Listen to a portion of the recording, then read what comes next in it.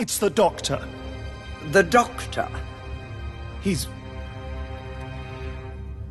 dead.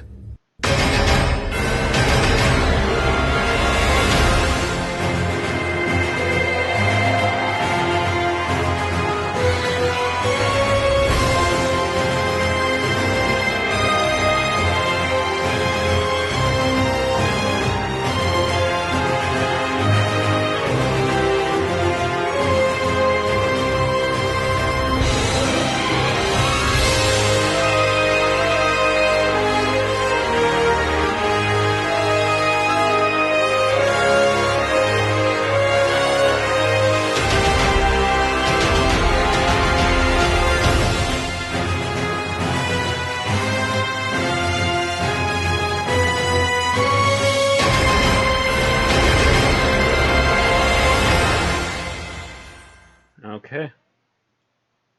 Welcome, Daleks, Time Lords, and Keskins, to the 176th episode of an Unearthly podcast and the start of our 7th season.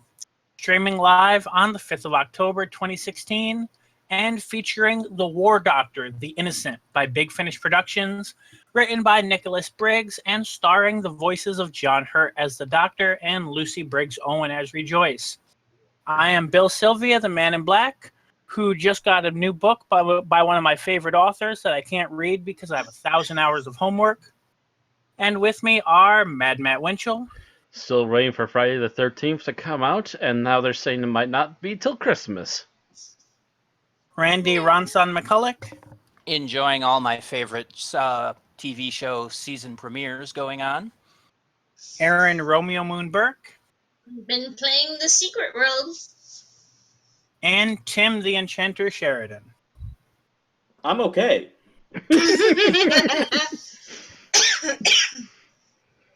So yes, we took our in between season week off. So it's been 2 weeks since we've done this. Matt came out with a new title, a new open, which you said, which I like, by the way. I still think it needs a few fixes, but for what it is right now, it's a nice improvement. Yeah, I like it better than the Doctor's images, all the logos. I don't know. I was watching it and I was just like, yeah, that looks cool. It doesn't hurt that this week's is also to the theme of the War Doctor. Yeah, I noticed. I actually like that theme. That theme is kind of cool, and it's also extremely nice of Big Fish to not make a hissy fit, unlike BBC would.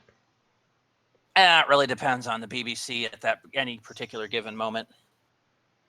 Well, this is the second time that Big Finish has allowed us to do this, so nice on them. And, of course, the fact that we took this week off, it happened to be the week that, like, all the news in the universe happened. So the BBC has a nose for these. Yeah, I swear they've got somebody in their press department that actually listens to us. And they'll go, it's like, hey, those off. schmucks are taking a break. Let's release everything. Release the hounds. On the bright side, their media releases have given us time to actually cement how we were going to open this season. Yeah. Mm-hmm. So I am going to go ahead and go to birthdays, which we have a freaking ton of. So I think we narrowed them down to the top 12 out of like 6,000.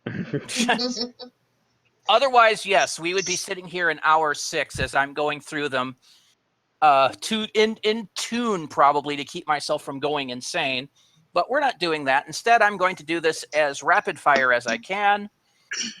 So be prepared for a lot of rapid comments and not a lot of side talk for the next couple minutes. And starting with the 22nd of September, which we had Billy Piper, who was known as Rose Tyler, turned 34, and Fraser Hines, who played Jamie McCrimmon and currently plays the second Doctor, turned 72. Yay. Then we move forward to the 24th, and David Banks, the cyber leader from the 80s, turned 65. Move forward again to the 26th, where Leonard Sachs, who played Barusa in Arc of Infinity, President Barusa, turned 107, or would have if he hadn't died at the age of 80 in 1990. Forward the next day to the 27th, and we have Dominic Glynn, the composer for most of the incidental music, or the main theme at the beginning of the Sixth Doctor era, and then a lot of the incidental music for the next couple of seasons. The second turned half of the 56. Sixth Doctor era. Sorry. Yes. Turned 56. Then Milton Subotovsky, writer for the Dalek films in the 60s, would have turned 95 if he hadn't died at the age of 69 in 1991. Moving forward to the 29th, we've got Nicholas Briggs, who is, of course, the voice of the Daleks and several monsters from New Who, as well as the executive producer and many other hats for Big Finish. Did we actually have an age for him? No, never. Apparently, I didn't write it down, but I think Never mind he's in then. his 50s. Moving on, we have the 1st of October, and Philip Hinchcliffe, the producer during the Fourth Doctor era, and one of the more famous ones, turned 72. Then we have the next day, the 2nd, we have Ian McNeice, who played Winston Churchill during the 11th Doctor era and still does for Big Finish. He turned 66. We also have Gabriel Wolfe, who played Sutek back during the 4th Doctor era and possibly again for Big Finish, turned 84. Moving on to the 4th, we had Douglas Simpson, who wrote incidental music for most of the early Doctor era prior to John Nathan Turner era. He turned 94. And then finally, we have Daniel Anthony, who played Klein Langer in the Sarah Jane Adventures, turned 29, and I'm still losing my mind over that. And that's all the birthdays we have. Yay! Someone get this man a glass of water. Aaron, go get him a glass of water. No. She has to do Lost Stories next. Wait, we had Lost Stories? Or not Lost Stories, excuse me, episode news. I was gonna say. News. Doctor Wait, Who's are you moving comparing- further than are I you already I was am. going to say, are you comparing her utter lack of news to your massive list? No, sorry. Yes. I just moved down to the next line, and it still says Lost Stories. And then it's like, yeah, wait, no, Right. sorry, episode news. Episode news. Yes. Speaking of episode news, oh shit! Never mind. Cultbox is reporting Doctor Who DVD subtitle error has Peter Capaldi saying, S-H-I-T. A mistake on Doctor Who's DVD subtitles has Peter Capaldi's Doctor resembling his The Thick of It character Malcolm Tucker even more than usual. The error on Region 1 DVD box set for the first half of last year's Season 9 features on The Woman Who Lived. Rather brilliantly, the Doctor's swearing reaction fits the scene absolutely perfectly. When a shielder, Maisie Williams' character, and Leandro inform the Doctor that the amulet requires a death, he responds simply, "Oh shit." Watch the scene with the incorrect subtitling. I tried wish to they watch would this. I wish they would. Yeah, I wish they would have spelled out what it was supposed to say. Yeah, I was trying to make it out, and unfortunately, the copy of the scene they have there is so quiet. Even after I muted everything else, I still couldn't make out what the hell he was saying. Should the Doctor be able to say, oh shit? I think the Doctor should be able to. He's old enough by now. I mean, it's better than him, having to say, like, and nut bunnies. I mean, it's... But only if he has a Scottish accent. So only Capaldi and McCoy can say oh shit. For now, currently. Someone in Poor the tenants. comments... Someone in the comments is talking about how it might possibly be linked to glitches in the Dragon dictation software. It's if it was literally, if they were just using lip reading software, I could see it because it's kind of hard to tell what he is saying. So if I were reading his lips, I'd probably think he was saying "oh shit" if I didn't know that it was. Someone else in the comments says they think he was saying "of course."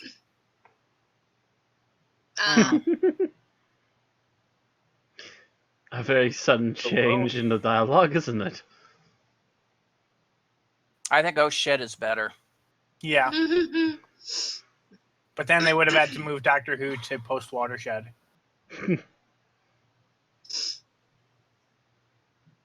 Okay. So on to our next Back to the our next future. bit of news. Cultbox is additionally reporting Nargle will be like an anti-companion in new Doctor Who. Matt So Lucas Danny will Pink then. Yep. I was kind of thinking early Turlo, but yeah. Yeah, Matt Lucas will apparently be quite different from your normal companion in Doctor Who this Christmas. 2016's festive special began filming in Cardiff earlier this month and features the return of the Little Britain star as Nardole. It is also rumored that Canadian actor Justin Chatwin of Shameless American Gothic will guest star as a superhero character. Okay, well, that sounds like it's going to be interesting. Looks like the quote about what the anti-companion means is below that first image there. Or below the second image, I should say. Okay, so let's see here. Nardole is quite different from your normal companion. Most companions are, like, impressed by everything, and it's not that Nardole's not impressed, but what I like about him is he's almost like an anti-companion. He's kind of like, can we not? Doctor, don't do that. No. So, Well, that's the way yeah. some companions are when they first start too anyway, so... It sounds And almost actually, that's like a lot more like Perry. comical. Yeah, I was gonna say it's almost like a more comical turn on Perry. Perry was more of a desperate. Oh my God, can we not do this? Oh my God, he's the villa. By the way, Aaron, could you where's your microphone? Because you sound a bit close to it. Oh, sorry. It's like right by my jaw or so. Yeah, I had to turn you down a little bit, and it was a little loud. Really? Mm-hmm. I thought I had changed it from last time. You sound better Maybe now. she got hungry and decided to eat the microphone. It's a perfectly valid life choice. I can eat my microphone if I want. Alright, how's that? It was fine. That's fine? Yeah, that should be fine. Alright. It's a little less... And we have more Christmas special news. Yep. Yay! Again, from Cultbox, Poldark director joins Doctor Who Christmas special. Filming is underway on this year's Doctor Who Christmas special, and the special's director has been confirmed. A new issue of DWM reveals that Ed Bazalgette will helm 2016's festive outing. He is known for directing episodes of Poldark, Casualty, and DCI Banks. He has also directed a few of last year's Doctor Who episodes: The Girl Who Died, The Woman Who Lived, and also introduced Game of Thrones star Maisie Williams which introduced her as Ashildr, of course. If you remember those episodes. So it's going to be well directed, at least. I thought they were pretty well done. Yes, they were very well done, so it'll at least be well directed. It's just a matter of how the story turns out. Ironically, it was The Woman Who Lived that had the issue with the subtitles that we were just talking about. Great. So are we going to get some more epic Doctor swears?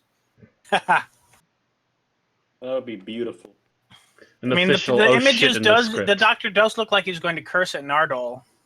Or actually, that image might be from Husbands, though. He's got the antlers on. Yeah, I think he looks more confused than anything.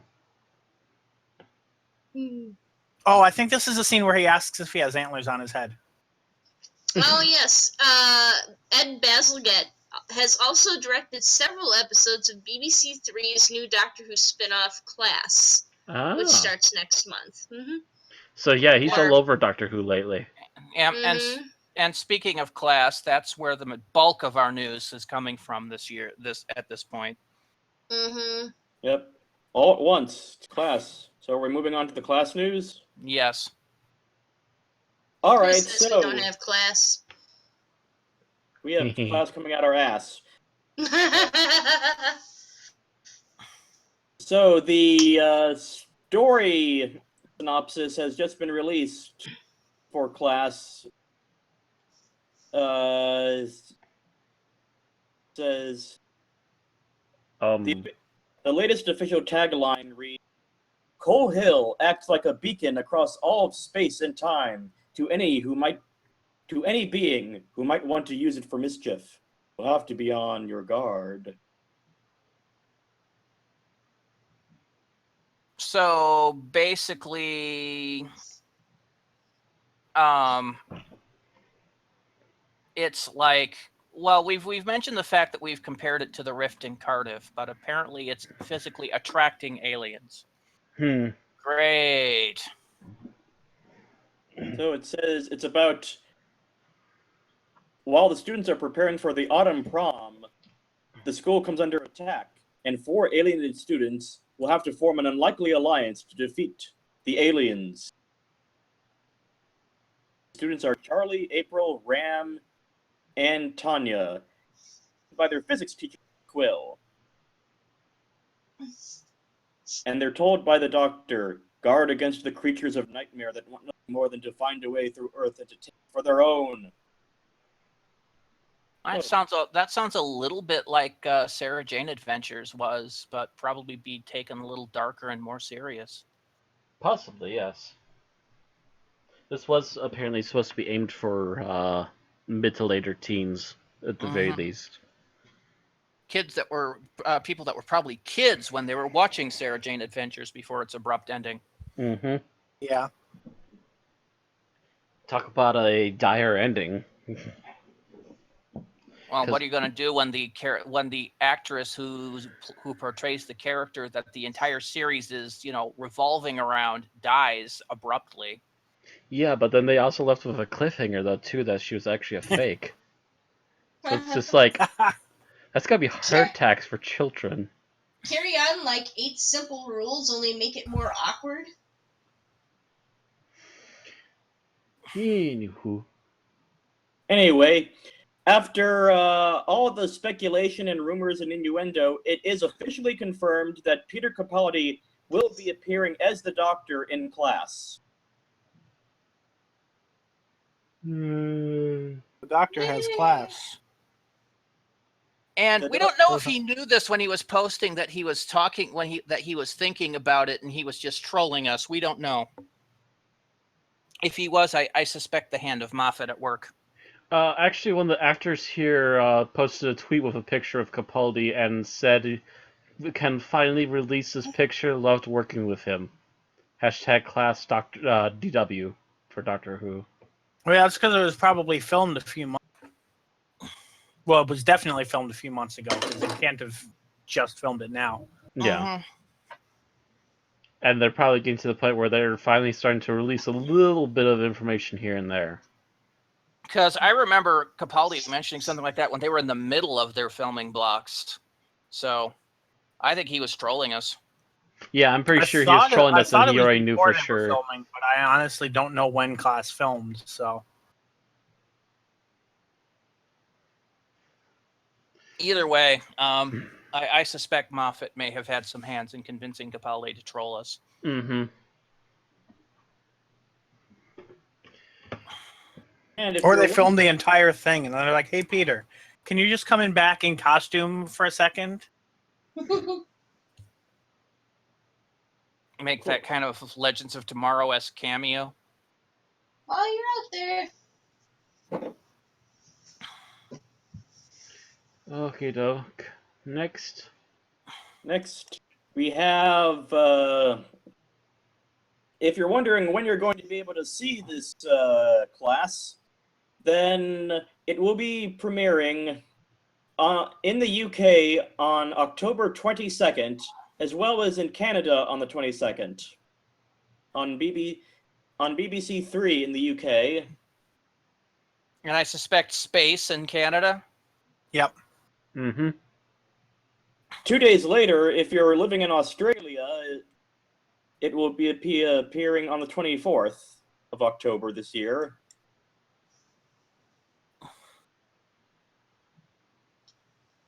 That's not too bad.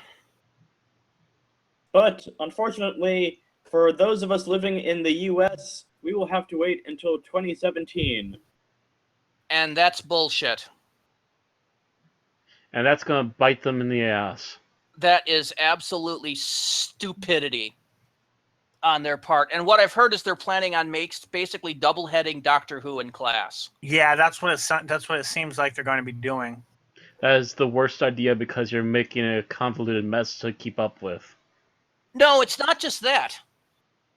it's the worst idea because the hardcore Doctor Who fans, like us, are not going to wait until another 6 months. That was what to my watch first Class. comment was about, because we're definitely not going to wait, and you're going to get shit viewings in the U.S. now because of it. Exactly. And that's what's happened with Sci-Fi Channel. They don't realize that we'll just drive up to Canada. If we have to, especially the northern border. However, depending I am on keeping what an eye. happens, but depending on what happens in early November, I may be living in Canada before long. For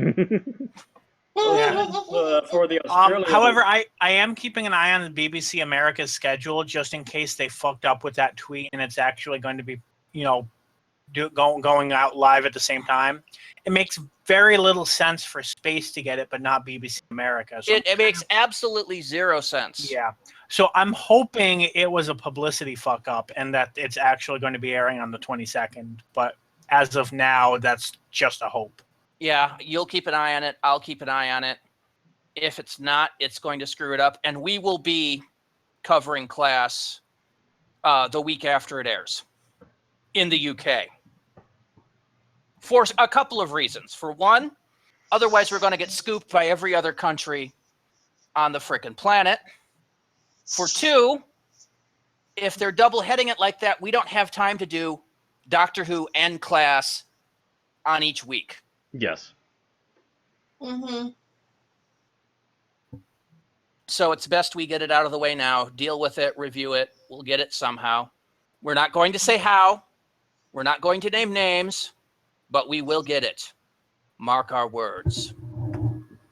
You done messed up, BBC. You done messed up hard. You done messed up BBC America. I can't say I can blame BBC America solely, but Yes, you it can. could BBC possibly America be, are the ones doing it. If it was their decision, then yeah, they royally messed up. Because That it was sounds the like stupidest it idea. sounds like it was BBC America's idea. Because I wouldn't see why they wouldn't be able to simultaneously do it when they're doing it in Canada. It literally sounds like BBC America went, yeah, but we're showing this at this time, so we're going to take a pass for 6 months and show it with Doctor Who. Bad BBC America. What is BBC America showing? Does anyone know? No, I don't. I know they're doing Dirk Gently is starting soon. Oh, I got to start taping that. Yeah. Sherlock Series 4 should be coming out soon, but that'll only be probably 3 weeks. Unless they're breaking it up into two-parters. I don't know. And that would be pointless, too. Speaking of which, since we're not making an official news piece out of that, Benedict Cumberbatch says either he thinks or that he believes it should be the final season. Whether that's actually official or not, I don't know. I didn't read the articles, but so this may be the last season of Sherlock. So Who knows? Moffat's going to be doing nothing after this. He overburnt himself, and now he's just canceling everything. Way to He's go, Moffat. retiring. Oh, like I said, he overburnt himself. But anyway, this is a mistake. I mark my words. This will result in low BBC America ratings for Class. Just like when they Sci-Fi showed it months or a year after. At least a year after. Actually, no, it was months. I think they might have caught up a little bit at one point, but yeah, it was originally years behind. Because they didn't get right away. Anyway. Yeah, because I remember they were showing like the Christmas special in like June and stuff. It was like, what the fuck? And no, nobody waited for that when it was on Sci-Fi because of that. Mm-mm. So when BBC America started airing it like the same week, we were all like, awesome. This is why I got the extension to our cable for my family, so I could actually officially watch it. But instead, you'd rather piss on me. Thanks, BBC America. Yeah, I mean, when it's a few hours difference broadcast time between the U.S. and between the UK and the U.S., we can live with that. We can deal. Mm-hmm. I know there are still a few uber hardcore fans that have to get it the second it comes out, and still get it by any means necessary, but they're the minority. Mm-hmm. But when you choose to wait months for something as big as Yeah, Doctor Who, that it's minority becomes the majority. It's not like you have to find new dub actors. Yeah. They're not Germany or Japan or some other country. Even Japan is doing good now. Yeah. They're planning ahead of time. One Punch Man, which is a very popular series, is airing in the US and Japan simultaneously because they thought about it ahead of time and planned for it. Fantastic. Good on them. If only Dragon Ball Super would get that kind of luck. I wish. I'm surprised they didn't. I'm surprised they didn't. I'm surprised. I don't think they've even started the anime in the States. No, they haven't. They haven't officially released it, no, but Crunchyroll has just a apparently film been doing version. episodes. It's partially because Kai is so far behind in the US. That might be it, yeah. Because Kai just started Tournament Cell. Which means they still... I can't remember how far Kai went through. If they actually... I think they did wind up eventually doing the Boo Saga. So they still have the rest of Cell and Boo to get through before they'll take a look at Super. So the reason that we're not having Super out right now is they don't have a television market for it. Lovely. Arg. And that's kind of Funimation's policy, is when they're doing something like that, they want to be able to sell it on TV because that's where they make the buco bucks.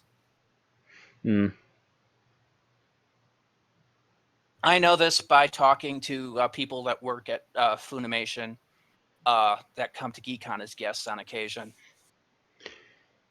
Remember a business is a business. Chris Ayers? Mm-hmm. I think he said something like that a few years ago. I believe I'm still friends with him on Facebook. I'm friends with Sunny Straight. Anyway, that's a side. And Sony. That's a Sidebar. Yeah. So moving on, have you ever wondered what it would be like if instead of Frank Oz, Tom Baker was cast as Yoda? Well, Star Wars Rebels has given us a sort of an answer to that. Of course, he's a little slower at speaking than he was 40 years ago. Still 40, right? Yes, 40 years ago. But he still plays a pretty Yoda-esque character in Bendu on Star Wars Rebels. Anybody else watch the 2 episodes that are out? Yeah, although, Bill, technically this should have waited till after the news because it's kind of an opinion piece. It's part of Past Doctors, though. So yeah, it's opinion and not it's opinion and not fact. But True. Since you've brought it up, he did decent. The first time he spoke, I didn't recognize it as being him, but I think by the second or third line he did, I could hear it. Mm-hmm. Right. And he's apparently enjoying himself. I can't say much about the character because it's kind of what they're doing with this whole neutral side of the Force, which was never anything I was royally interested in. And I know it's something George Lucas denied fervently until he left the franchise. So he it's definitely a new take. Mm-hmm. You could always be neutral on Knights of the Old Republic. Yeah, there was in the extended universe there was a Grey Jedi. That's what I was just gonna say. Is I'm sorry, Grey Jedis. And it was his comment is the reason why a lot of the neutral Force users ended up turning to the dark side because he was convincing people that there should not be neutral anything. Sorry, Aaron. Becker and I have been talking about it during games. I've been talking about it for much longer than that, but yeah.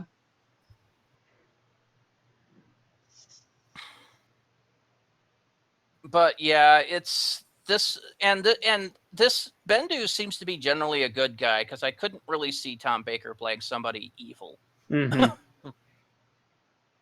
He's just very neutral on the whole subject between the two different ends of the spectrum. Right. Mm-hmm. But other than that, I really can't say much about it. I mean, he's voicing an animated character. Right. And functionally, it was no different than when David Tennant was on Clone Wars. It seems to be that the character seems to be tied with the was it the one trilogy or the one group of episodes that took place on the Force planet with the daughter and the father and the son. That actually that did cross my mind when he was announced, and it would be very interesting if it becomes a continuation of that. Mm-hmm. As of now, there's no real hints in the story to that, but that is definitely worth speculating on. One of the writers for that hinted that the bird creature that we see has the same colorations as the daughter. Oh, okay.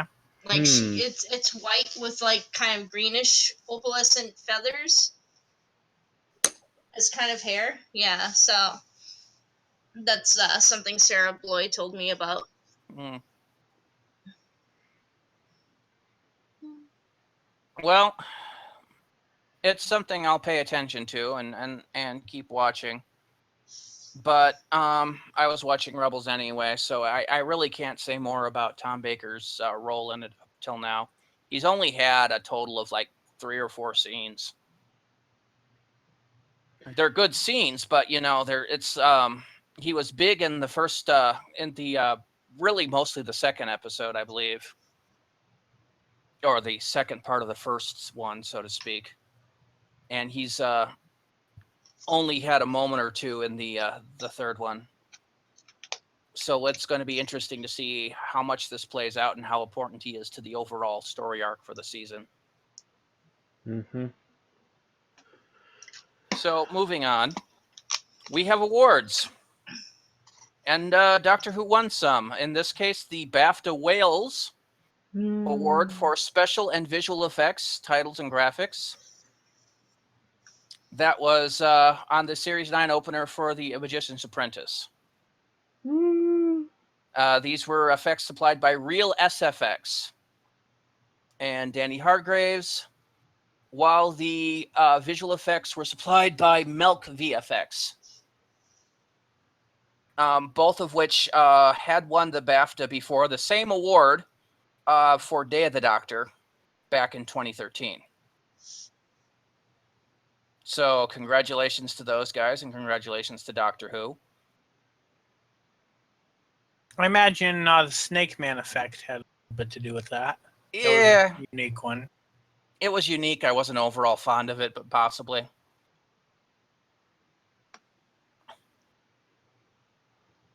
So, on to the next. Apparently, Digital Spy did a survey to discover the viewer's favorite character of the 21st century. About 250,000 fans took part. The results are now in. In first place with 35,000 votes is the 10th Doctor, who just beat out Castiel from Supernatural, who had 32,000 votes. Woohoo! Third place was Sherlock Holmes, a.k.a. the Cumberbatch version, with 13,000. And I like Castiel and Cumberbatch more. Well, I'm sorry, honey, but according to 35,000 people, you're wrong. It's not that Followed many. by Hannibal Lecter, Tyrion Lannister, and Buffy Summers, who only barely counts as part of the 21st century. Barely. Unless you count comics. Yeah, I mean, when did Buffy end? I think it was 02. No, it wasn't 02. Had to be before Let me 03. Well, So it had let's to see. be It 02 started or about 01. 97, I think. And it lasted 7 seasons, didn't it? 2003. May of 2003. Oh, it did last into very early 2003. Okay. So, she still counts. A couple years into it, at least. Ha! Also in the same article is that Joss Whedon recently discussed the possibility of him writing an episode of Doctor Who. Something Russell T. Davies has wanted him to do forever. It was discussed. Somebody interviewed him about it, and he basically said he doesn't think he's really suited for it. I think he'd be great.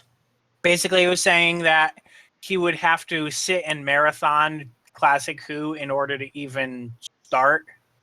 Oh, you don't need a marathon Classic Who. Just keep up with the good stuff from the modern Who. And then he suggested to call him back when the Doctor's a Except he'd kill her. This is Joss Whedon. He'd kill her and force her to regenerate again. Mm-hmm. Yeah, when we get a female doctor and it's time for her to step down and there's a regeneration special, then we call Joss Whedon. Because nobody can freaking kill a female main character like Joss Whedon. Or even a male. Look at Wash.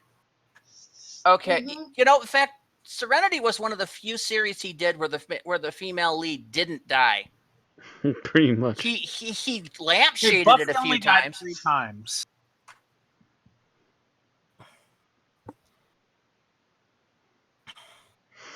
All right, so moving on to events. And that's you, Aaron? Yep, I'm coming. Alright. So we have, according to Who News, we have the Doctor Who Appreciation Society have announced the details of their forthcoming special event dedicated to the third Doctor, John Pertwee. Taking place on the 23rd of October 2016, Polarity Day will celebrate his time as the Doctor with guests including Katie Manning, Richard Franklin, Bob Baker, and Terrence Dix. The day will also feature a special showing of the Claws of Axos. Tickets for the main event is free and may be applied for via post. You can visit their website for further information on that. There will also be opportunities for photos and autographs at an additional charge. I believe the Doctor Who Appreciation Society was actually one that John Pertwee actually helped create, wasn't it? Possibly. I think he was part Yes, of I think one they or said two groups. he was the first president of it. Mm-hmm. Yeah, he Wouldn't did it surprise me. a couple years after he had actually quit Doctor Who. Yeah, but mind you, he was still big in the Doctor Who circuit. He was still big in the Doctor Who circuit, and he still loved the show despite having left it. So Yeah, he stood He was down. he but was one of the never- ones appearing in Bill Bagg's unauthorized Doctor Who videos. Yeah, he stepped down from the main show, but he never gave up being the Doctor. Yeah, so we should probably also mention that there is a new heritage plaque created in honor of Pertwee by his widow and his daughter Dariel. You can also still purchase TARDIS Roundel badges from the Society, the proceeds of which go towards raising funds for this plaque. And for Pertwee's favorite charity, the Water Rats. Alright, and then additionally, I believe, Polar State update. The Society have updated some following changes here. Let me see here. I believe they were moving to a larger auditorium at Wimbledon Theatre, meaning that there are now plenty more free tickets available for the event October 23rd, 2016. Oh, god damn it. Miles is going to be, I think, still in the UK on that day. So he might be able to go. Lucky bastard. For those of you who don't know yet, Miles is a possible up-and-coming member of this podcast. We will see here. We'll for sure be having him start sometime after October. Apparently, he'll be spending most of October in Britain. And if they're using area in Wimbledon, that's huge because Wimbledon Stadium is used for the Tennis World Cup. Not to mention, I think it's also used for Olympics, isn't it? No. Whenever the Olympics come to London, they might use Wimbledon Stadium as part of it. They might use part of it, but yeah. They tend to custom build their own Olympic area whenever the Olympics comes to a location. And then abandon it. Yeah. We should probably move on to Titan Comics at New York Comic Con. Specifically the Titan Comics featuring Doctor Who. have announced that Doctor Who comics under license from BBC Worldwide North America will be arriving in force at the New York Comic Con taking place later this week. On Friday, October 7th, 2016, at the New York Comic Con live stage, Titan kicks off the celebrations with a Doctor Who live stream interview featuring creators from across all of Titan's Doctor Who comics line, including writers Nick Abadziz and Paul Cornell, artists Simon Fraser and Rachel Stott, and editor Andrew James. Titan's Doctor Who panel is one fans will not want to miss, packed with exclusive reveals, never-before-seen artwork previews, and comic guests. Again, quite a few, of the people I've already listed will be attending this, and that'll be on Saturday, October 6th, I believe. And then also, Top Talent will be signing Doctor Who comics over the weekend at Titan's booth number 2142. Again, you can have people such as Nick Abadziz sign your comics for you. And additionally, Titan will be bringing back the Doctor Who 2016 convention special comic featuring an all-new Doctor Who story, The Long Con. Sounds kind of interesting. It'll be starring the 10th, 11th, and 12th Doctors. So, yep. Special comics all around, special events for the comic. I'm not very big on the Doctor Who comics. Do you guys read them all that much? I read a couple of them. Few here and there. Yeah, I haven't read a whole lot of them. I will say that the red cover with the 3 Doctors actually looks really interesting. It's very striking.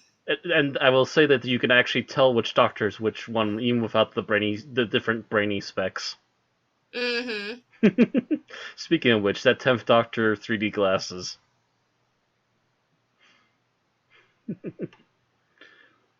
I'm glad he pulled those out instead of the usual brainy specs. Yeah, it still feels weird to me that those have become his icon when they only appeared in one episode. Yeah, I know. Technically 2, but...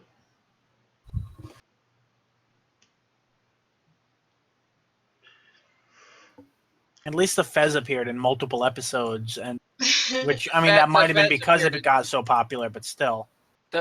Well, it's the fact that Moffat never knows when to let go of a running gag. True. Mm-hmm. Or at least when to improve a running gag. It'd be nice if it was hinted once in a blue moon here or there, but he didn't have to hammer it all the time. Yep. So let's move on. Yep. So, the digital recreation of Doctor Who released by Farsight Studios. The table has been released for iOS, Google Play, Steam, Mac App Store, Amazon, and Ouya. Ouya, yes. It was produced after a Kickstarter campaign raised over $56,000, enough money to purchase the licenses, allowing Farsight Studios to develop the replica of the machine. Nice. The game is designed by Barry Orsler and Bill Futzenreuter. Futzenreuter, yeah, something along those lines. And it tasks the player with rescuing each of the 7 original Doctors from the Master. Ooh. Can't the Doctor rescue himself? Do I have to do everything? Each one adding a new dimension to the rule set.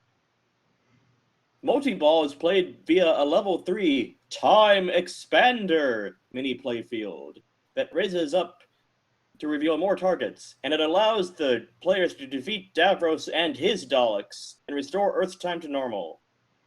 And I love the sound of this machine. I've been waiting for it. I actually did test out the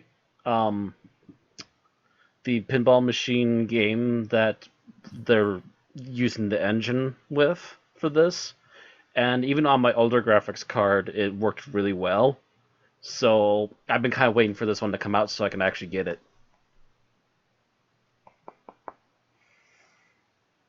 So yeah, now I know it's out. So that's gonna have to go on my Steam wish list now.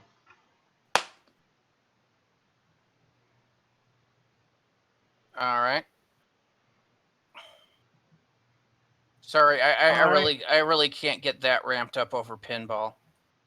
I really enjoy pinball once in a while. It's kind of a time filler thing. Excuse me, I can't get wrapped up over video pinball. Yeah, although a pinball game that had to do with like your phone's gyroscope functions, that would be really interesting, but I don't think this does that, right? No, that would probably Yeah. you'd probably be looking for something more along the lines of Monkey Ball or something, which is a Nintendo game. So maybe if they ever decide to release that for iOS, you might get something out of that. So our next piece of news is some BBC children's books. All of these are available via competition, but in the UK only because it is BBC Books, and there are different distributors for various BBC things out of the UK. The first is the Doctor Who Doodle Book. Or I'm sorry, they're not all BBC Books because they're Penguin. Okay, some of them are Penguin, some of them are BBC Books, but they're all UK only competition. Mm-hmm. First is the Doctor Who Doodle Book via Penguin, released the first. Okay, it was released the 1st of September, but they're announcing it 30th of September. I don't get that, but it's a drawing and coloring book for children of Doctor Who monsters and other things. Next is Choose the Future Terror Moon, which appears to be a choose-your-own-adventure story featuring it's a choose-your-own-adventure story featuring the 12th Doctor and a monstrous flesh-eating horror. This was also released on the 1st of September. Perfect, Next, I would love that. Next, there's A History of Humankind, the Doctor's Official Guide, which is being published on the 6th of October. A history book improved by the 12th Doctor with annotations, scribblings, and his trademark snarky humor. So I guess here I shut it up when it was going on too long, presumably. Features such characters as Nefertiti and Robin Hood that have appeared on Doctor Who. Next is the Time Lord Fairy Tales Slipcase Edition, also on the 6th of October. With 16 hardback books, each containing a fairy tale set in the world of Doctor Who. This slipcase edition of Time Lord Fairy Tales includes a brand new story, The Emperor Dalek's New Clothes. I do believe we talked about the Time Lord Fairy Tales in a previous edition, which included, I remember it was a reference to one of the stage plays, if I'm remembering it right anyway. But I guess this is expanded and in a special packaging. Mm-hmm. It has the whole collection with an additional one. Yep. Next, there's the official Doctor Who Annual 2017, also October 6. Join the Doctor for brand new adventures on board the TARDIS in this year's Doctor Who Annual, including secrets from the latest series, fact files, and comic strips, stories, puzzles, and activities. Next is the 12 Doctors of Christmas, and if you guess 6 October, you get a cookie. A collection of Doctor Who stories, each featuring one of the 12 Doctors. I guess John Hurt gets left out in the cold, on a festive adventure in the TARDIS. Written by 6 authors with a full-color illustration for each story. Next Hurt, we have... He never gets invited for Christmas. Next, we have the Essential Guide 12th Doctor Edition, which will be released on the 7th of April. A new edition of the Ultimate and Most Essential Guide to Doctor Who, now updated. Oh. We just lose Bill? Bill? Come back, Bill. I can hear you. Can you hear me? Okay, Now we you're can back. hear you. Okay. When did my voice cut out? Essential Guide. I'm guessing it was an issue with my upload speed or something. Maybe. But the upload speed is the Essential Guide is a new edition of the Most Essential Guide to Doctor Who, now updated to include all 12 incarnations of the Doctor. Again, I guess John Hurt is being left out in the cold. and covering his new adventures from series 8 and 9. Next, we have Doctor Who Travels in Time. Also 7th April. Experience the timey-wimey travels of the Doctor moment by moment with this Doctor Who coloring book. Self-explanatory there. 45 images to color. And then there is a dot book called Doctor Who Dot to Doc, coming out on the 7th of July, which is one of those connect the dots to picture books. Yes, but never mind. It's a bad joke. Now I want to hear it. It's an obscure joke that you'd only know if you knew the Doctor Who website in 2006. Yeah, that would probably go over everybody's head. Yeah, I guess it would. What I was going to say is, does it play Kookaburra as you open the book? And the reason this is because in 2006 there was a whole bunch of Flash games available on the Doctor Who website. Oh, okay. And one was based on the episode Fear Her, not the greatest episode, but it was a connect the dot Flash game, with the Doctor as the drawing from Fear Her, or in the drawing from Fear Her, and you had to connect the dots using the Doctor walking through a maze to get to the different dots. All the while, Kookaburra sits in the old gum tree played constantly, to the point that I could hear the song in my sleep for days afterwards. So if you want to win any of those 9 books and you live in the UK, go on over to DoctorWhoNews.net, and all of the entry conditions are there. All right. So moving on to Big Finish, we have some Big Finish news. We have 3 things out that are released concurrently. The first one is Doom Coalition 3. Now, we've talked about this quite a bit. It is now officially out. For those who forget, it's the one with River Song as a nun. Yes. It is still at its pre-release price of £20 on CD or download until the end of October, where the title goes on general release. You can be listening within minutes of your purchase by using the Big Finish app. There's not really any description of it or anything, but we've talked about it enough that you know what it is. At least I hope so. All right, so this is new news, and this is out. And this is a special collection version of Doctor Who Destiny of the Doctors. Now, if you've listened to the Unearthly podcast for a while, in 2013, as part of the 50th anniversary, we did a review of all of these episodes. So they're all should be up in our archives. We liked some, we didn't like others as much. They are all on a in a new box set, available for download on CD. It comes with a behind-the-scenes documentary, Meeting Destiny, which was only available in a limited edition, which has been long past. The complete adventure for Destiny the Doctor can be bought for £25 on download, £30 for the 12 CD set, which, by the way, also gets you access to the downloads. Which are different terms from the original release. So I'm guessing that Audio Go's rights to it ended, and Big Finish is probably now exclusive owners. I think Audio Go is dead, actually. I think it's BBC Audio now. Yes, it is. But it must have gotten destroyed and then merged and everything else, and they just start tossing rights out. Yep.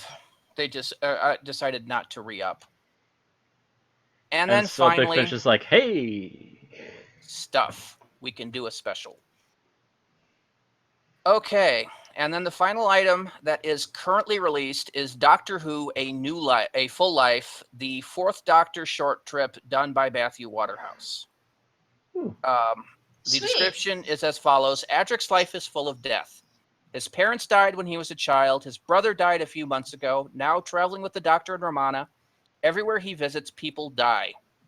But now they've arrived on Veritas, and on Veritas, the dead come back.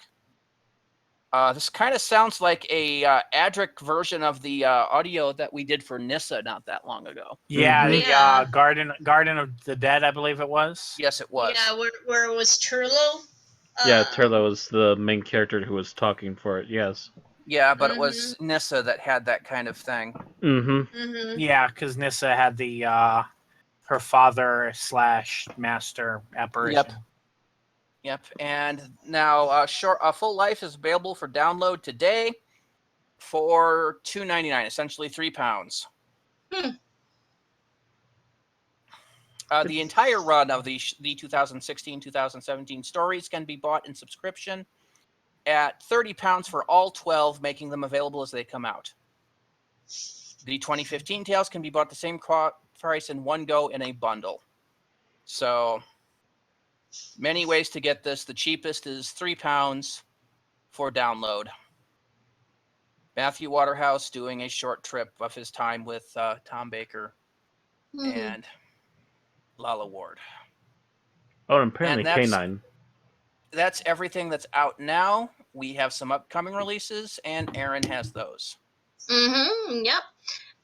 As revealed in Doctor Who magazine recently, Countermeasures, Big Finish's audio spin-off from the Doctor Who story Remembrance of the Daleks, returns in December with a new box set of full cast adventures. Simon Williams, Pamela Salem, and Karen Gledhill are back as Gilmore, Dr. Rachel Jensen, and Allison Williams, together with Hugh Ross as Sir Toby Kinsella. But this time the action has shifted to the 1970s. The first hour box sets took place during the 1960s and were envisaged as audio adventures in black and white, says producer David Richardson. This time we're doing audio in color, aiming to capture the tone of those lavish ITC thrillers from the 70s, like The Champion and Department S. Fittingly, in the new Countermeasures, the team has a new base of operations atop a post office tower as they undertake missions across the globe that threaten the world peace. If you didn't know, I believe Countermeasures is kind of similar to kind of Torchwood meets Unit a little bit to kind of another Secret Service agent. They're basically the proto-unit. They're what Unit was formed out of. Okay, yeah. Because they were basically, I believe, supposed to be a bomb disposal unit that got caught up in the Dalek invasion in '63 and then basically became the weird shit unit. Unfortunately, I've seen people asking how this is going to tie into the stories on Classic Who. The answer is probably not at all, considering that they can't get Lethbridge Stewart, they probably won't get Benson, and they can't get Shaw. So if it ties into Unit in any way, it's literally just going to be a couple name drops and continue on as normal. So we've got a few listings for some of these adventures. Nothing to See Here by Guy Adams, in which the team are on the trail of thieves in Switzerland. Criminals are using very dangerous technology. Next up, we've got Troubled Waters by Ian Potter, which takes Gilmore, Rachel, Allison, and Toby to the Azores and a journey to the ocean floor as they attempt to find a top-secret submarine that has gone missing. The Phoenix Strain by Christopher Hetherell, in which Londoners are subjected to lethal attacks by the bird population. The new Countermeasures was new oh, never mind. That's a quote from Christopher Hetherell talking about writing for Countermeasures and how it was a new experience for him. Finally, A Gamble with Time by John Dorney is set in Monte Carlo, where Countermeasures has arrived in a casino on the trail of alien hardware, only to discover that it is actually time travel technology. So this sounds pretty interesting. I have not gotten into Countermeasures, so have any of you guys listened to any of these at all, or? I listened to a snippet of one, but it wasn't actually a Countermeasures episode, but it was the one of the ones where they crossed over with the Seventh Doctor and his audios, and it seemed to be all right. I don't really have a huge investment in these characters, and I'm guessing that's true with most people unless you just really clicked with them watching Remembrance.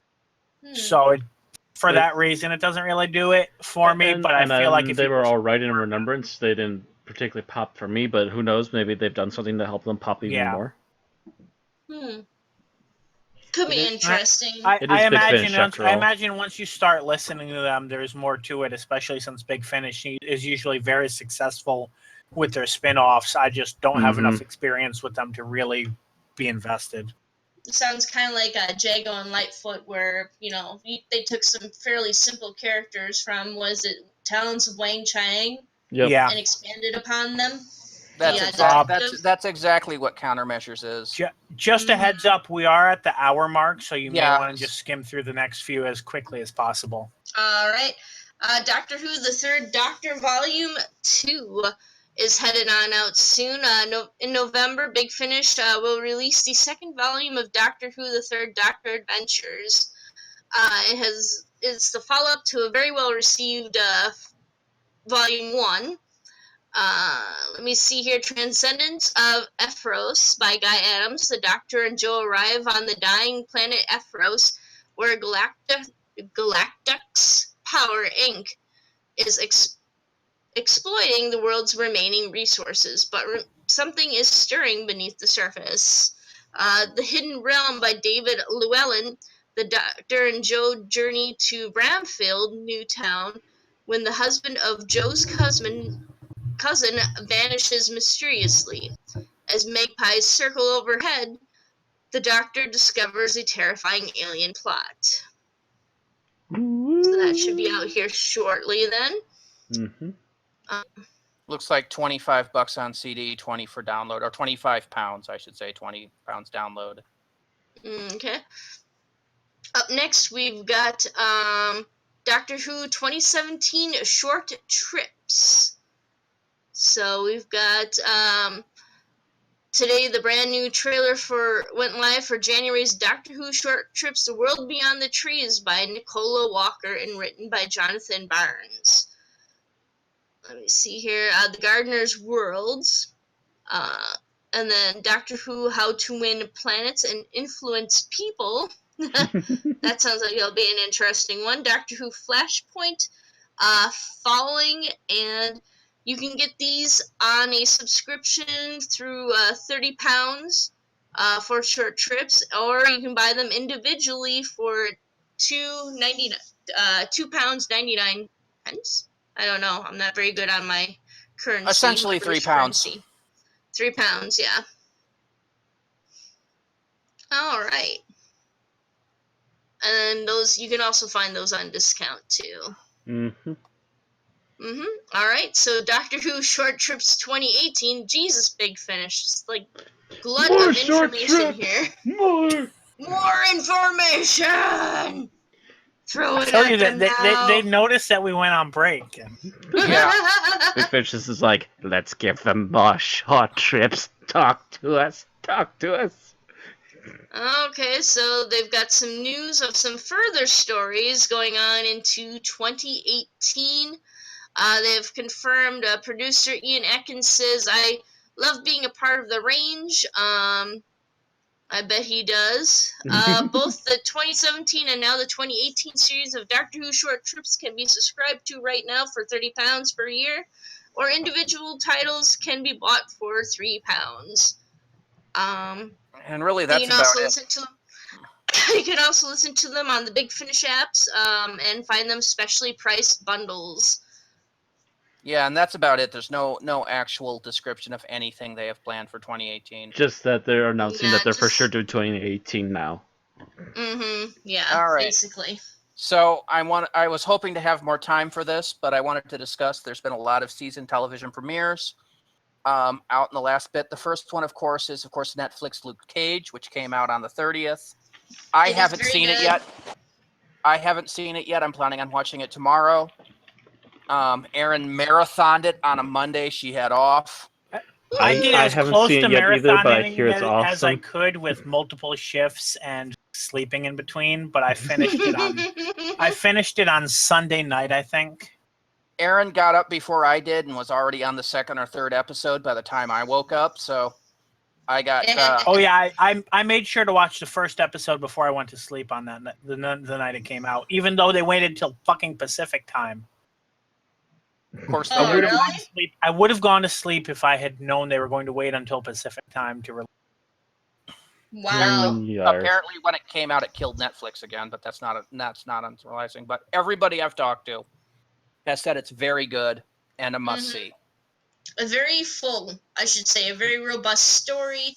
Lots of new characters. Lots of very well-rounded characters. Not kind of the story's still a little bit straightforward. Not too many twists and turns, but still, I enjoyed it. There is a big kind of a twist that changes the plot midway through the season. I don't think anyone's Yeah. actually spoiling that, and I'm not going to either. Just be on the lookout for I a would major kill you, game Bill. changer. I would drive up to Connecticut and kill you. No, I'm not even going to give any hint as to what it is because I don't want it spoiled. But there are surprises to come. All right. Also kicking off in the last couple weeks is season 4 of Agents of S.H.I.E.L.D. And we discussed a little of this prior to at the end of our last podcast with they're using Ghost Rider, which they have done a little bit of variation from how he is in the comic books, much to Matt's chagrin. But at the same time, the story is still very, very enjoyable. And actually probably one of the better Agents of S.H.I.E.L.D. leadoffs that I've had in the last couple of seasons. It's amazing what Ghost Rider can do, even while a little faulty. One thing with Ghost Rider is the way that the way they're talking about him. Kind of wondering, like, it's very similar to how they were dealing with the Punisher's plotline, and considering they are in the same universe, even though they're on different, I don't know what you'd call it, different media. Platforms? Yeah, I'm kind of wondering if they're going to do anything with that because they're essentially treating him as Punisher for Agents of S.H.I.E.L.D. There has been lots of rumors that there's a plan for a solo Ghost Rider for Netflix, but as to whether or not that's actually going to come forth with anything, they're not sure. But if Agents of S.H.I.E.L.D. is having its best season ever because of Ghost Rider, that kind of tells me that no matter what I feel about this particular mishmash of Ghost Riders, they might actually be helping get it a series. Although we don't know how it's going to affect the season because, I mean, having a big premiere and second episode does not necessarily mean that everyone will watch the season. Yeah, and it's not just Ghost Rider. That's why Agents of S.H.I.E.L.D. is having a good week. Its pacing is better. And I want to see if they can hold up that pacing throughout the season. Because my big problem with Agents of S.H.I.E.L.D. is it gets really slow in the middle and starts to plod, and my interest starts to wane. Again, if they can keep this level of pacing going throughout the show, I'll be interested throughout the entire season. Well, I would also say that apparently this is a new twist for them, though, too, because Ghost Rider is pretty much at least B-grade character for the universe. And so it gives them a lot to work with that they normally don't get to work with. They've had B-grade characters in the universe before. Yep. I mean, a few of the Inhumans they've used were, Wasn't Iron Man B-grade in 2007? No, Iron Man was never B-grade. He had his own comic. He had. Ghost Rider has his own comic. He's still considered B-grade. Iron Man was kind of meh for a while there. He was meh, but he was always a key member of the Avengers. Yeah, but that was the only thing that kept him near air grade. The only time he was not was when Tony Stark wasn't in the suit because he was too busy being an alcoholic douche. But that was back in the 80s. Well, he's in 90s until he almost got killed by it and then got replaced again by himself. Correct me if I'm wrong. The Nick Cage movies were released during the MCU, but are not considered part of it, right? They are not considered part of it because I believe it was either Sony or someone else had Ghost Rider at the time. It was under different imprints. I know it was like Marvel Knights imprint. That doesn't help. Like, I don't know if either. that's a separate studio or... No, it's not. That's just a different labeling. It's but a different no, labeling, it's- but I believe it was owned by somebody else. It wasn't officially released by the Disney-owned Marvel. Either way, Ghost Rider is not the Ghost Rider Nick Cage movies are not canonical to the MCU. Period. End of story. Okay. And this is the first time canonically thus far in the movie universe that there's anything been close to an actual canonical Ghost Rider in the series. All right. Yep. And we're gonna see how it takes out. So far, the pacing's good. I want to see if they can hold up to it. Mm-hmm. Moving on, Flash had its season 3 premiere yesterday, That I haven't watched yet. and it's pretty explosive right out the bat. But we kind of knew that at the end of the last season. It is basically dealing with Flashpoint, although it's their own take on it. It's interesting. I want to see how it's going to plot out because I know interviews mentioned it would be on a more personal scale than the actual Flashpoint it is. event comic was. It is. Well, It I would hope is. so, because the original Flashpoint was a little bit meh in spots. They also mentioned that they can't do things like Atlantis and the Amazons having a war, or Tom and Martha Wayne showing up as Batman and Joker. Spoiler. Yeah. Mm-hmm. It would be. That's not a spoiler. Everybody knows that happened.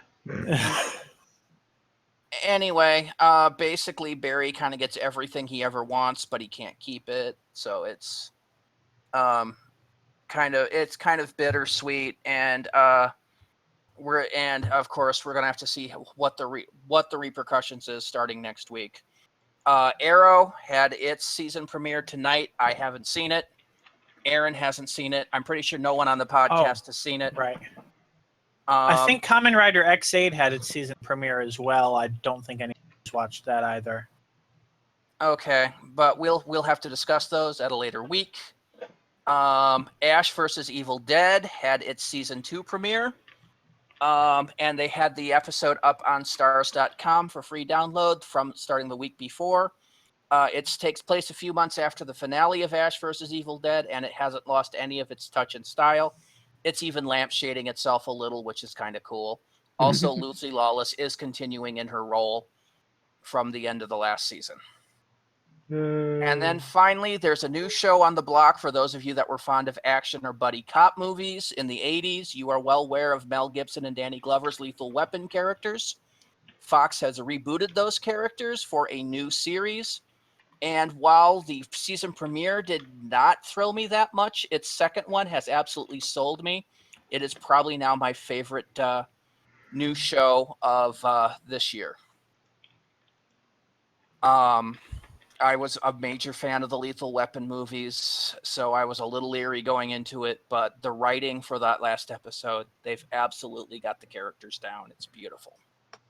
Okay, yeah, now I'm seeing them too, and now they kind of got the look of it, but yeah, if they can now act it too, that's great. Yes. I'd love to see it. Yep, I'm going to have to see it. For those of you that haven't caught it, it's on your cable on demand or at fox.com. And it's also up on Hulu.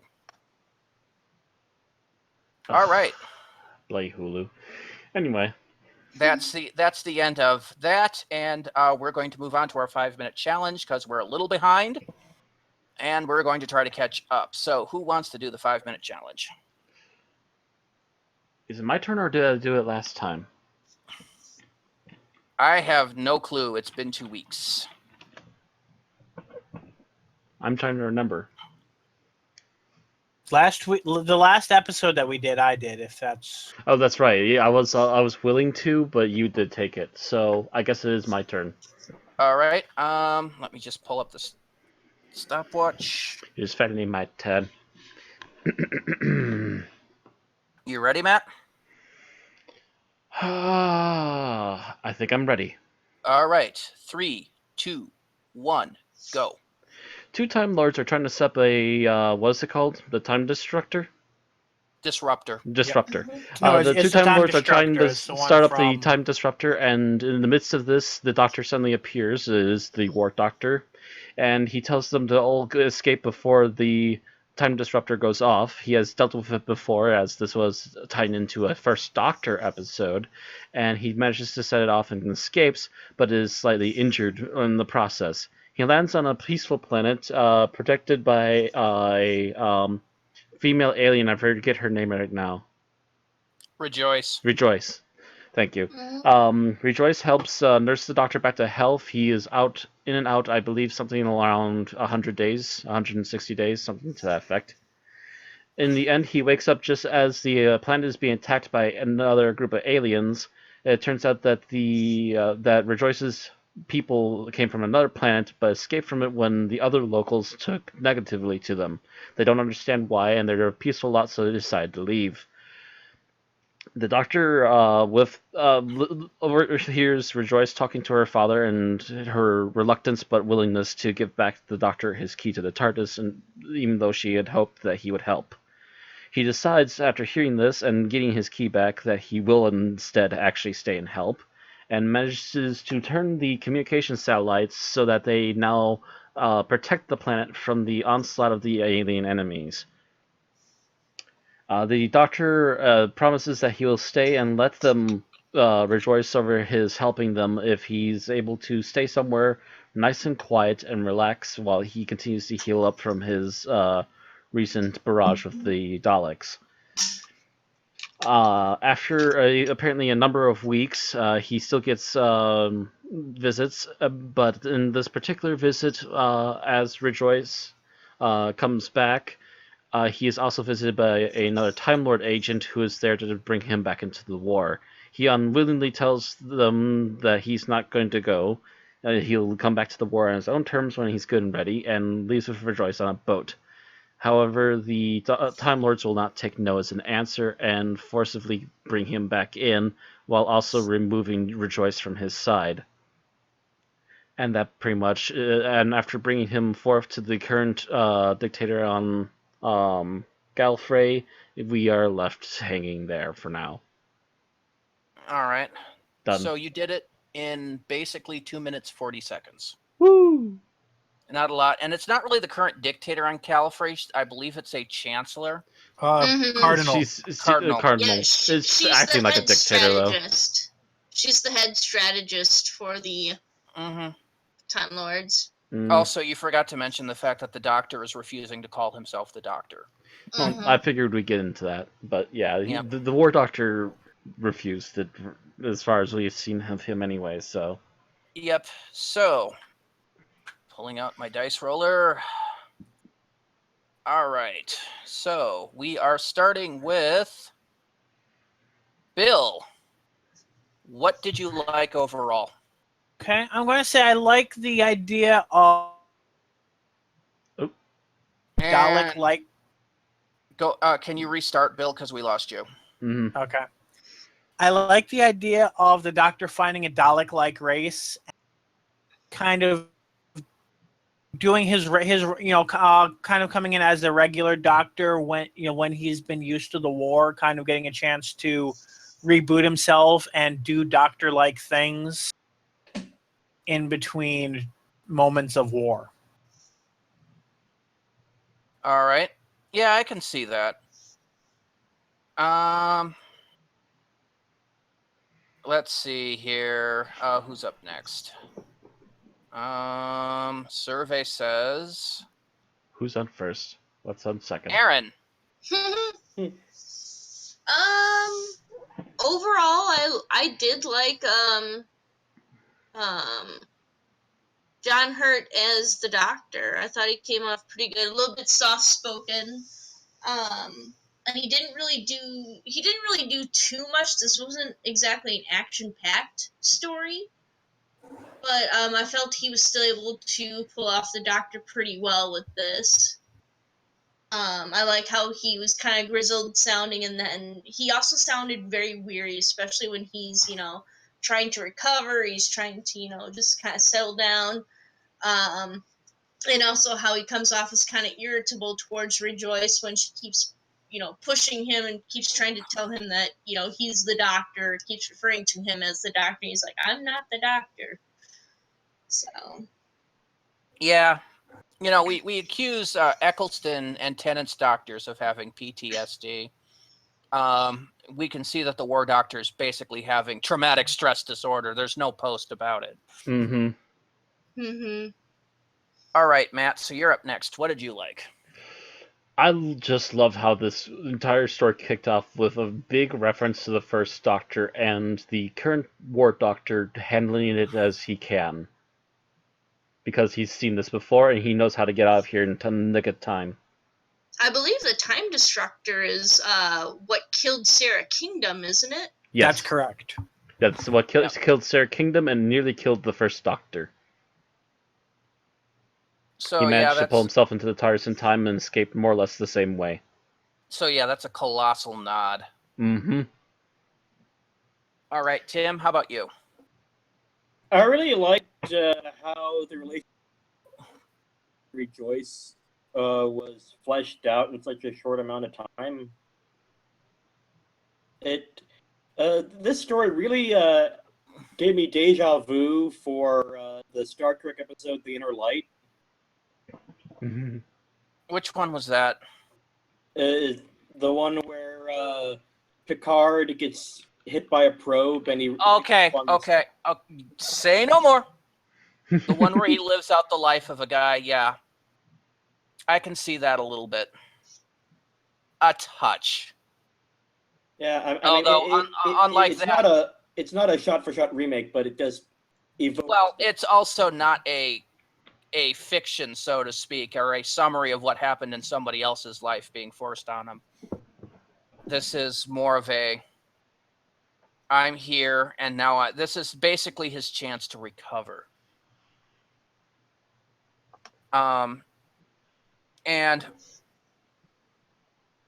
But I can see some similarities of a peaceful society threatened. Yeah, I can see some of that. For my favorite, I actually have to go with Cardinal Olistra, as played by Jacqueline Pierce, who has made a career her entire life of playing power-hungry political figures. Jacqueline Pierce is best known in Blake 7 for playing Servalan, who was the primary antagonist, and who I think I have mentioned a couple of times on this podcast. Mm-hmm. Mm-hmm. Yep. She started out as the military commander and used the whole Blake incident to basically scheme her way into becoming president of the Federation, and then had it all fall down around her. Yeah. She's a great actress, and this goes to show how well she is when put into this role. Very much in her element. Yes, she is. She is within her wheelhouse and doing great. A wheelhouse she's been in since the 70s. Okay, so what? Yeah, and in the BTS, it does mention the actress who was concerned taking the role at first because she was afraid it would be too much like Servalan, too much in her wheelhouse. But I guess she relented, and it was different enough. She hasn't been Servalan since like 81. Live a little. Okay, so what don't you like? And I believe we started with Bill. Yes. I don't like that the Tolians never built a web. No. But seriously though, I feel like Act 2 was too short, which kind of made the story feel like it was more a jumble of scenes than an actual story. I feel like the actual Act 2 with the Doctor helping save the planet should have been the bulk of the story, with the rest given a little bit less time, so that it felt like an episode and less like a prequel. But then again, that may be deliberate on their part because they wanted it to be that the saving them was almost a side thought by the Doctor, and really what happened before and what happens after being the actual key moment, almost a reverse lampshade from the of what would normally be done. Anyway, so Aaron, I believe you're next. What didn't you like? I kind of didn't like quite the slow pace. I'm going to kind of piggytail off of what Bill said, and the story itself kind of felt a bit empty and very pretty much the doctor trying to talk through what he's experiencing, and it's kind of rehashing pretty much what I've already heard about him describing the Daleks, comparing these invaders and these attackers to the Daleks. I've heard him give the same speech about how horrible the Time Lords are and everything too. So it really didn't bring any new information to the series for me, but maybe it's just trying to establish itself. This is the first episode too, so Yeah, it really, it's kind of getting a slow start. yeah, it really didn't bring anything new, but it confirmed a lot of what fans had speculated. Mm-hmm. But I'll talk more on that later. I guess I was just hoping to see more of the crazy stuff that was going on, like the empty child and the horrors that could be, and all the other strange stuff that we've heard the 10th Doctor describe. And well, this is only the first one of what's probably going to be. Well, yeah, we know it's going to be at least 3 volumes worth. Mm-hmm. There's plenty of time. Yeah, I think this was more reintroducing the War Doctor, just trying to give us Mm-hmm. a basic summary of this is who he is and this is how he is at this point. Because remember, we've only ever actually seen the War Doctor at the beginning of his life and at the end of it. Mm-hmm.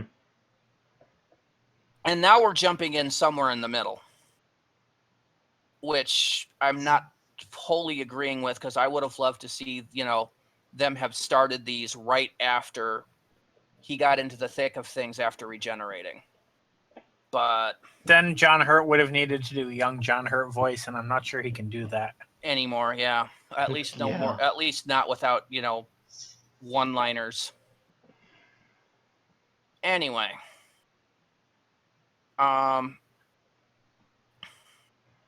Aaron? I believe it's me, or is it yes, Tim? it is you. Me. It's you. Thing I didn't like overall.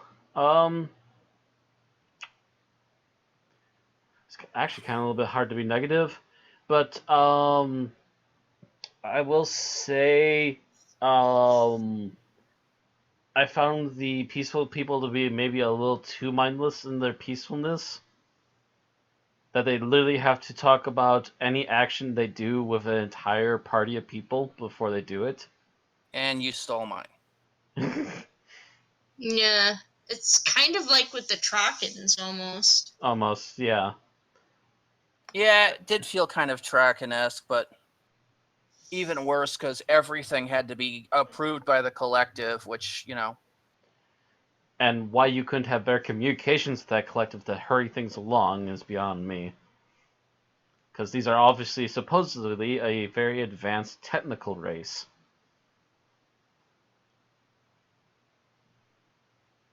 You could at least have their Facebook or something.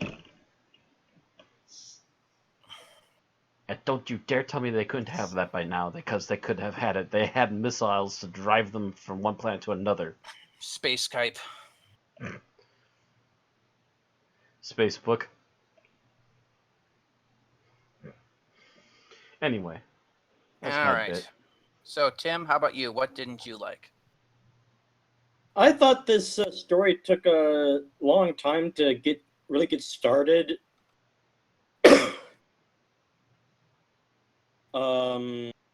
Sort of like settle into itself. Like for the Doctor to appear and then well, what is the story about? Building up. Then now it's like this. So, yeah, I thought the pacing at the beginning was off. Okay. Yeah, and I'm going to take a pass as Matt has voiced my main beef on this episode. Just hammered it away, huh? Yeah. All right, so scenes that you liked, and starting with Bill, Well, since we're starting with me, I'm going to say my favorite scene was when, at the start of the audio, hearing the War Doctor opening theme for the first time. Just a grand theme. It is a very good theme, one that Matt stole for the opening for our podcast this week. Again, thank you, Big Finish. They have not had any qualms about us using that theme. Although I did think you missed the calling when they announced the Doctor is dead. I would have had to throw in a "He's dead" Jim in there. Later.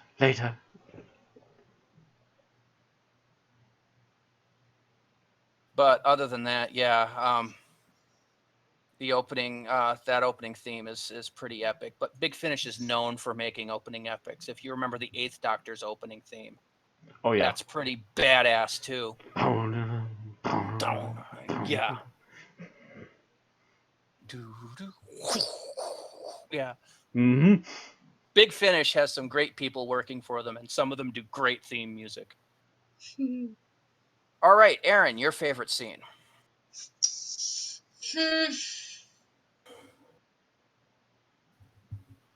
I guess I kind of liked the Doctor arriving and saving the two Time Lords at the very beginning. It was a moment of tension, a moment that we got to see the Doctor do kind of what he does best, like saving lives. Even if they're ultimately, kind of working against him or using him as a tool anyway. So, being Time Lords in general. So, even though those Time Lords are trying to sacrifice themselves. Well, you get the opinion that those Time Lords were patsies. Yeah, pretty much. Yeah, that's basically he's basically saving a couple of patsies. It'll probably, they'll probably either risk their lives or wind up blowing each other up or wind up, in order to take out some of the Daleks or whatever. They'll probably wind up dying during the war at some point anyway. They'll be frontline cannon fodder. He's rescued them. Yeah. For now, he's managed to rescue them. I will spoil a little bit for you, Aaron. We've not seen the last of them. Oh, okay. Ooh. Only because I looked at the next few episodes and saw their names were credited in it.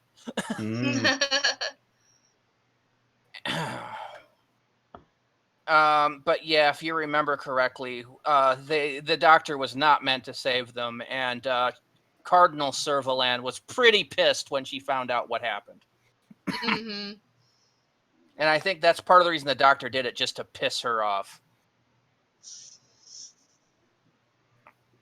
All right, Matt, your favorite scene? The Cardinal's servant finding the Doctor, and the Doctor deciding that, no, I'm not coming back to the war, I'm not yet ready for it. And then deciding that he wants to go out for a little boat cruise, and when the spy tries to tell him that he needs to come back to the war, are you still here? As him and Rejoice have a giggle and go out to the boat. Yeah, that is a great scene, and it's basically the Doctor getting a little bit of his impishness back, which is kind of cool. Well, once in a while he needs it, especially when dealing with his own people, when they're being annoying. Well, yeah, his own people are massive dicks. Okay, how about you, Tim? What's your favorite scene? I like the scene where Rejoice keeps visiting the Doctor, and they talk about 17 visits. That's not so much. It is when I ask for no visits. Like the banter between them in that scene. It's very lighthearted. And the Doctor being the cranky old man again. A bit. All right, so my favorite scene is when they're out on the boat, and the Doctor is basically trying to explain to her why he thinks he's a monster and why he thinks the Time War is his fault. It is not anything I haven't speculated before, but it is so nice to hear that actually said out loud. That the Doctor personally blames himself for the entirety of the Time War. And also officially stating when it started. Yes, stating that it started with Genesis. Which is something I have been saying for years. It has been a fan theory, yes, and now it's official. Something I have been, in fact, well, it's Big Finish official. It's Big It's Fish something. official, which is as close to official as we're going to get, to be honest. I think I've been saying it since at least 2006, if not 2005. Mm-hmm. Either way, it has been a pet theory of mine that that's part of the reason the Doctor was in the war himself, was because of that level of guilt, and I feel justified now. Okay, so let's go on to scenes that you didn't like, and starting All with right. Bill. Mine is close to the one that you liked, but for different reasons. I really didn't like his whole "I'm a monster because I'm rocking the boat. Can't you see that I'm a monster because I'm rocking the boat? Oh, sorry, I didn't mean to upset you." Yeah. That seemed a little too implied too. And it's a Mm-hmm. small scene, but I didn't really have any other scene that bothered me other than that one. Okay. How about you, Aaron? Kind of similar to the boat scene. It's the scene where Rejoice falls into the water. At Well, first, I wasn't even quite sure what had happened, except for him mentioning rocking the boat, because she doesn't yell out, how you I think expect she someone. jumps in on purpose to swim away. Okay, I wasn't quite sure what had happened because it sounded like what do you call it? At first, I didn't even realize that she was in the water. I heard a bunch of splashing, and then she was like, "Oh well, I'll just swim to shore," but she's not, making any spluttering sounds or anything like that. Yeah, And there's they don't really make it clear whether she jumps in or whether she falls in, unfortunately. yeah. So, I mean, I think that could have been a little bit better conveyed to make it, even if someone is a competent swimmer, they're going to get, water in their mouth, they're going to be, spitting out and stuff like that. I expect it to be a little bit more immersive and, yeah, they Mhm. were missing a a little little bit of bit that. better illustrated that she was actually in the water, whether it was against her own will to be in the water or whether she jumped in, so, All right. yeah. Matt, how about you? What's your least favorite scene? Haven't you people pushed the button yet? It's just literally his last thing before slipping out for a few moments is push the button and no one listens. He literally has to yell at them for the third or fourth time in a row. Because they're also frozen, and they're just going to sit there frozen until people blow up, until these guys, Until they're blown up by nukes from the sky, yeah. Yeah. That was kind of a pain in the ass scene. All right, Tim, how about you? Bunch of lemmings. The scene where, at the very beginning, where the guy is trying to tell the Cardinal something, but he keeps getting interrupted. That was kind of tiresome. Thankfully it was short. Yeah. And it was also them trying to drag it out for drama's sake. I've seen that gag done better other places. Like in Return of the Jedi. Solo says, "Hurry up, will ya? I haven't got all day." That was a better. Okay, so my least favorite scene. Huh. I think I'm gonna have to go with the button scene as well, but for a different reason. And this is a thing that they threw out as a nod to later seasons of Doctor Who, and it's one I don't think they should have. And that they kind of mentioned the Doctor there is averse to pushing the big red button. And for me, I don't think he should have that aversion yet. I think that aversion would have stemmed from the moment, rather than being this early present, and that just kind of hit me as a bit off. Yeah. It was a case of Big Finish wanting to make a nod and not really thinking about it. One of the few times they do that. So we are now ahead of schedule after being behind. Yay!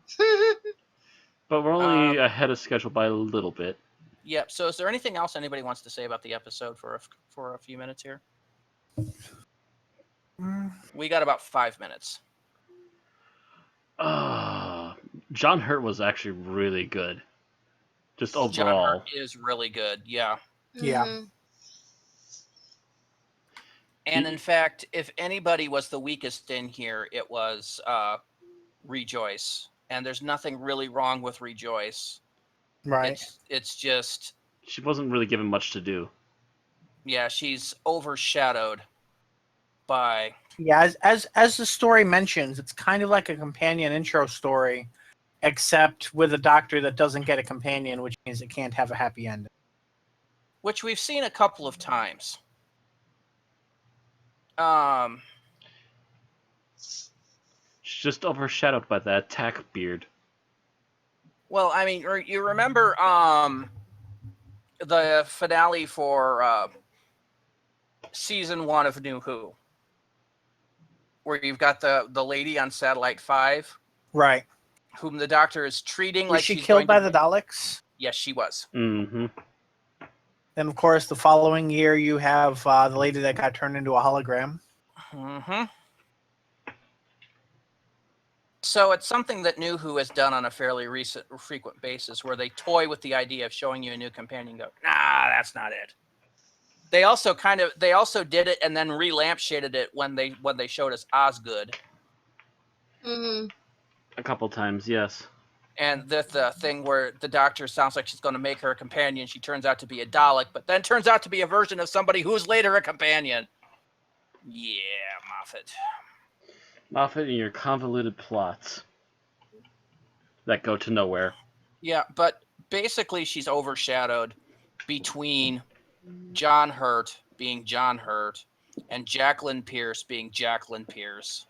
Mhm. Two big hams who are doing it right. Who played her, by the way? Carolyn Seymour. Gonna say it was on the front cover. She's done a lot of Big Finish before.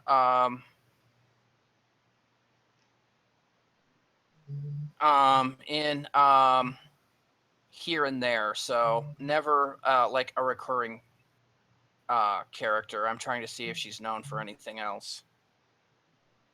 The name sounds familiar.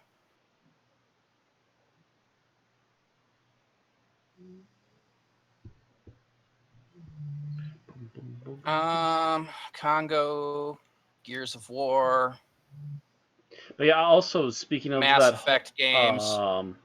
Speaking of that first opening weapon, I love the reaction that Daleks as they suddenly realize it's their own weapon turned against them. Mhm. Yeah. Just this huge. The first sequence is just this huge reference to this first Doctor story, and both the Doctor in his current state and the Daleks in their current ongoing war state just suddenly stop in their come to a screeching halt and go, "That thing! You got one of those things? Oh God!" And once again, they completely they seem to annihilate like the to do a lot Daleks. of First Doctor references with the War Doctor. There was the wearing a bit thin in Day of the Doctor. There was this, and the only comic I've read with the War Doctor included the villains from the Keys of Marinus, the Vord. To be honest, I think that that continues with again the Day of the Doctor thing, wherein essentially him, 10 and 11 were more or less the 1, 2, and 3 Doctors all over again. True. It would have been nice to see 10 do a bunch of 2 references, and then 3, and then 11 do a 3 reference. Actually, Or I would think it would have been reverse. It would have been 10 would have done a lot of 3 references, and 11 would have done a lot of 2 references. 2 already. Actually, it would have been even better yet if 11 had gotten his hands on a recorder really quick and then just went, nah. Yes. They've done that a few times, but not with those two. Right. He just gets 11 gets his hands on the recorder and goes, ooh, so tempted. Nah, not right now. And then 10 picks up a sprig of celery. No, not celery. Damn it, that's something different. I was combining 2 visuals in my head. The celery has nothing to do. Venusi and Aikido moment. Yeah, the Venusi and the Keto moment, and that would have been fantastic. Or at least a sword fight, which we know 10 loves to do. Ten does like to do, and that was something and the so Third does Doctor 3. has done from time to time. It'd be funny to see them going through and then facing off with, a Elizabethan era guard.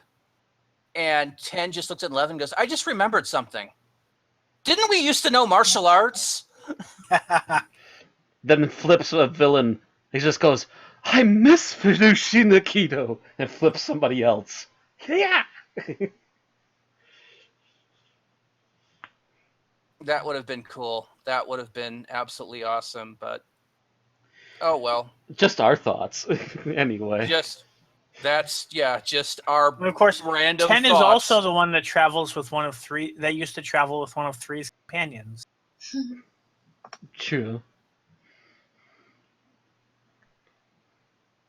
All right, so let's start up with our final thoughts here because we've got 15 minutes left, and that's when I usually kick this in. I'm going to have to completely retime this if we get a new New member person, of our yeah. group. We're going to have to speed up the news a little bit. Yeah, we should anyway, but yeah, whatever. Mm-hmm. All right, so Bill, final thoughts on this. Final thoughts. I do like the story. John Hurt is great in it. Olistra, she actually tends to sway between a few different areas, but she stays as a character worthy of attention. Rejoice's thing is a little bit weak. Unfortunately, she's kind of given a generic starting point and nowhere to take it from there. So altogether, there's some mixed things, but altogether pretty positive about this subject. All right. Aaron? This is a bit of a slow start to the series, especially since it's supposed to be taking place during a war. But, it could be just kind of, I don't want to say backdoor entry, but like kind of a, they may just want to slowly build up to some of the horrors that the War Doctor eventually experiences and stuff. And I'm hoping that they do bring forth some of these bizarre, I don't know, incidences or enemies that were mentioned before. For now, it's been kind of Rejoice is a little bit of a kind of a bland character, I guess, a little bit too happy-go-lucky, and there's not very much action or anything to really push the story along. So, still fairly good, though. Oh, John Hurt. All right. You done? Mm-hmm. All right. Matt? John Hurt won me over on Day of the Doctor. John Hurt is still doing an amazing job in this, even on audio only. There's a very, even though we're not getting to the Time War stuff that we would like to hear about yet, we are definitely getting a decent build up at the very least so far. So I'm intrigued to see where goes. But this is it's not the best entry, but it is a decent entry into getting this thing started. All right. And Tim? I think this story would have worked better as like sort of a mid-story breather episode rather than the first story in a overall arc. But that's just me. I did like the characters of Rejoice and the Doctor. John Hurt is amazing. I thought this was just overall okay episode. Anything else? No, that's it. All right. Well, my thoughts is that this is the beginning, and in the beginning you need to establish, everything. And they seem to do that well. As for, it is not the most action-based episode. It's not really what I would consider fast-paced or catchy. But at the same time, it does tell you a little bit about who you're dealing with and what he's having to deal with. The acting is well done. The writing, I think, could have used a couple of licks on it. and the direction for what they had is fairly well. I think they could have used a little bit more sound effects for a couple of scenes, but other than that, I'm fairly pleased. All right. So, our first vote for season 7, and we are starting with Bill, I believe. Are we? Yes, Bill. I've been between two scores, but I think I'm going to go with a 3.5. 3.5? More, yeah, I'm thinking like a 3.7 or something, but on our scale, that's a 3.5. Yes, it is. Because we don't want to get into fiddly tenths or what have you. All right. Aaron. I'm going to give it a 3.5 as well. 0.5. All right. Matt. I was gonna be with you guys, but I just can't say no to John Hurt right now, so I'm giving him a 4. 4 flat. All right. Tim. I'm gonna go with the majority and say 3.5. 0.5. No sheet. Not 35. 3.5. Yeah, I didn't Our like that highest much. rated episode of all time. I'm going to go with Matt and give it a 4 because I really like Carol and John. Which, ironically, Bill, makes our average at 3.7. Zah. All right, what was that about? Okay, I think you said Carol and John? Yeah. Carol Okay, and- because I'm sitting there like, what does Carol and Carol and John John have to do with it? She's dead. Servalan. Yes. More Servalan. Give us more ham. And ham makes spam. So, with a 3.7, that will... Come on, give me a sort range. Oh, wait, have to do the whole column. Sorry. Wow, I'm rusty. You've only been away a week, and look what happened to you.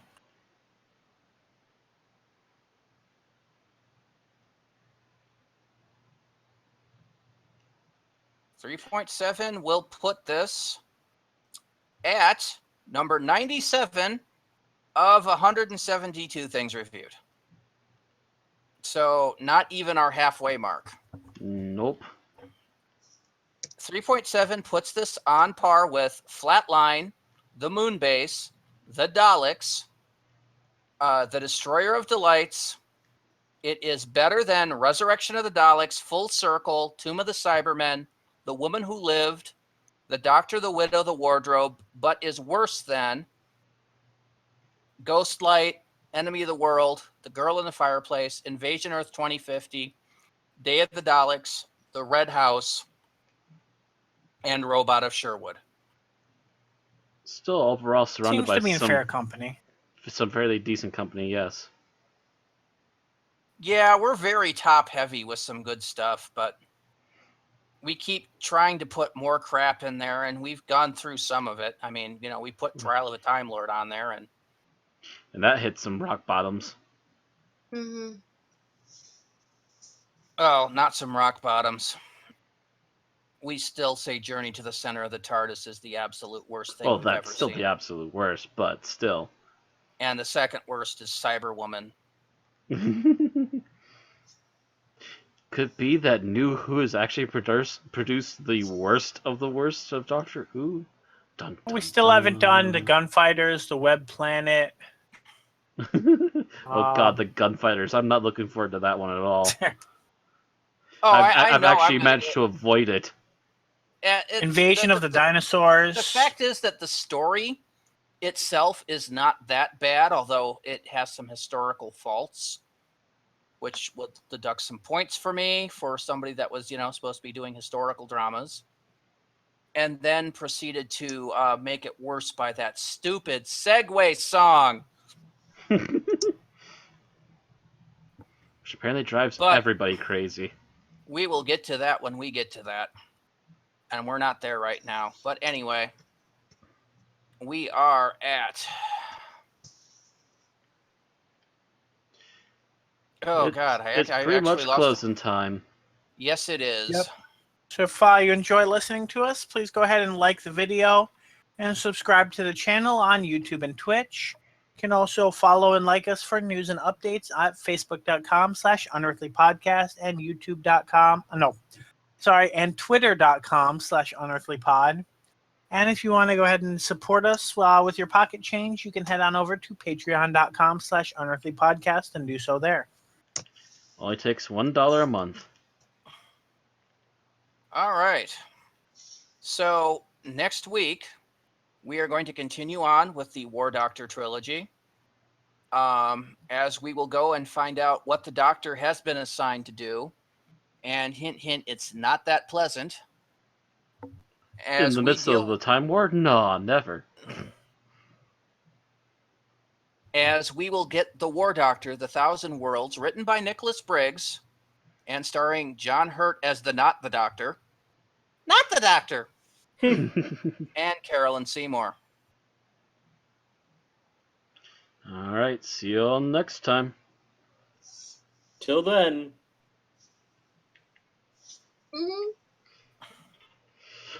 Mhm. Good journey.